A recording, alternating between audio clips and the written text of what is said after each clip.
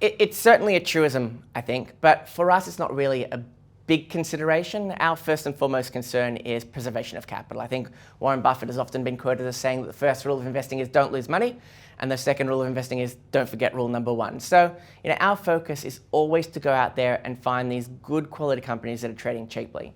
So if we're able to identify a business or an asset worth $1 trading at 50 cents, then we're not so concerned about what the share price might do in the interim. We're not so concerned about that opportunity cost, because even if share prices go up or down, to us, risk is not really about a share price going up and down.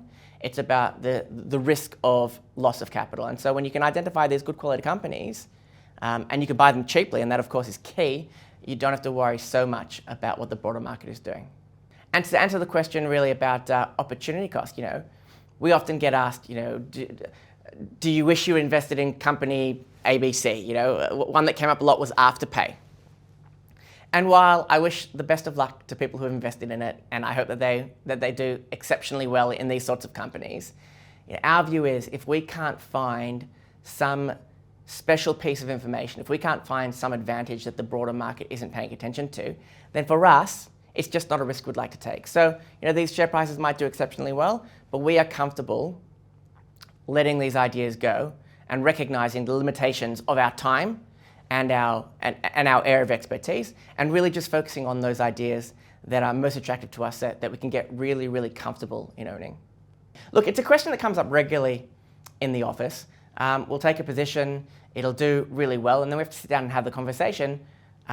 What do we think this thing is actually worth? Because at some point, as a stock goes up, you need to decide, are we now speculating on some macro event coming in to make it intrinsic, to make its intrinsic value worth more? Are we relying on the markets to get overly exuberant about the idea and so push the share price up higher? And so at the point that we identify that we're now speculating on an idea, rather than having the information and recognizing that it is fundamentally cheap, that's the point at which we'll say, okay, time to sell down our position. And, often it works wonderfully. After we sell a stock, it goes down. Normally, our selling does nothing to the markets. And, most recently, when we sold down a big uranium position, which we've held since, I think, 2017. In fact, I think one of the first conversations I had about uranium was with you people at Livewire. And we finally decided about a month ago that the share price had got to what we thought. We were using a contracting price of about $70 per pound, and that price, using Paladin as a proxy, we thought it was worth about 55 cents per share. So it got to about 55 cents per share.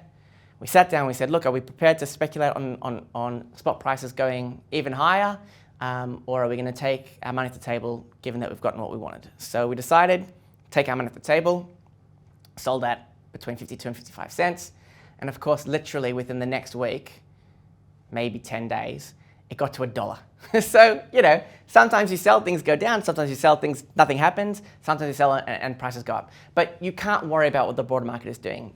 Our job at least is to invest in ideas where we've got that information advantage, and we can point to the point that the market is missing, and explain that that's why there is value in this investment. At the point that we can no longer point to why it is that this thing is of value and why this thing makes sense as an investment, then we have to recognize that it's speculation. And again, there's nothing wrong with speculating. Plenty of people have made tremendous fortunes out of speculating. That's just not our job, and it's not what we spend our time or focus on. I think we've seen markets go from a historic average price to earnings multiple of 14, 15 times to, not that long ago, I think it was at 22 times. I think we've come back a little bit as earnings have caught up. But I think certainly money for nothing, as you put it, tends to push up asset prices. And so instead of finding ideas in all different regions within the market, I think what we're finding now is most of our ideas are coming outside of the most heavily coveraged ideas, because those heavily covered ideas are going to be where money tends to flow more easily and so push up share prices.